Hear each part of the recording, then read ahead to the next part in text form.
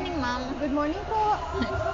Madam Army po, no? Opo. Anong gagawin natin, ma'am? Ang Usually, ganda naman ng hair mo, ma'am. Oo nga, natural yan. Mm-mm. So usually, I cut it either pag ganon, parang mahaba mas Para konti magka-volume dito. din po. Oo. Meron akong nakita na ginawa ninyo na parang may pink sa ilalim ba? May picture ka ba, ma'am? Wala. Yung parang may peekaboo siya na pink po. Oo, sa ilalim. Tapos the rest is nasa ash gray. Yan. Oo. Oo. Bag Sabi sa akin, color. Laki ng binata. yung ano, yung desire ko na color, the pink underlay, ano, yung pink na yan. Itong peekaboo Oo. natin, ma'am. Nakuha Talagang naman natin. kuhang-kuha mo talaga. Alagaan mo siya, ma'am. Yeah, Kasi ang ganda niya. Nag-aamo siya ng pora ko natin.